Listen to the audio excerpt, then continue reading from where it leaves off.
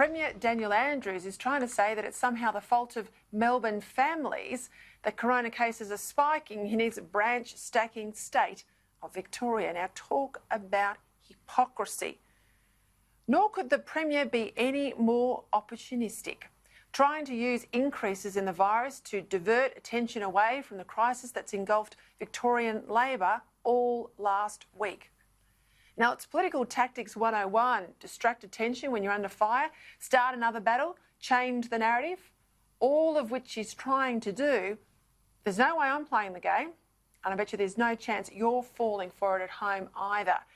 That's because no one is more responsible for this spike in COVID cases in Victoria than the Premier himself. He's to blame because of his weak response to protests 2 weeks back, and because he and his hapless health minister totally handled the outbreak at Cedar Meats that, surprise, surprise, Cedar Meats turns out to be a Labor Party donor. Later in the show, I'll be talking to a Melbourne restaurateur who geared his business up to handle 50 people from today, but now he's had the limit pushed back to a business suffocating 20. It's just not right that people be told something will be allowed from Monday and then be told they'll have another month to wait due to government weakness and sheer incompetence. And while there's no doubt that this increase in new corona cases from 35 the previous week to 116 over the last week just gone is a worry, it's gutless to blame families for this hike when the Premier himself allowed tens of thousands to flood the streets knowing it would be a risk, but was shown to be unable and indeed unwilling to stand up to the left-wing activists. Right now, we're told there are 121 active cases of COVID-19 in Victoria, with reportedly only 7 people in hospital and just 2 in intensive care.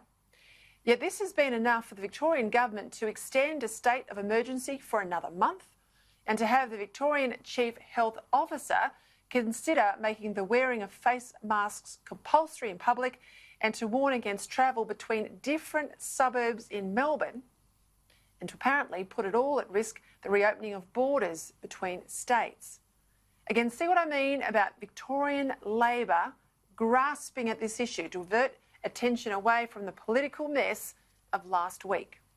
And if I'm right, I'm telling you I am, because I can smell Labor media manipulation a mile off, why should every Victorian be made to suffer even more financial loss and even more inconvenience and even more loss of freedom because the Andrews government is good at bullying ordinary people but can't say no to protesters or Labor donor mates? This is a state, let's not forget, that's handed out more $1,000 plus fines to residents and business owners than any other. A state that has tried to fine parents for taking their kids out for a driving lesson, for people sitting in a park or wandering around a golf course. And yet out of the 30,000 or so that attended Melbourne's Black Lives Matter protests, only 3 organisers copped a fine. And clearly, if you support a cause that the left agree with or you're a Labor Party donor, rules don't apply. But for everyone else, the economic harm will hit Victorians worse than anywhere else, because this is a Premier who is about as arrogant as I've ever seen and mired in a branch-stacking scandal that stinks to high heaven.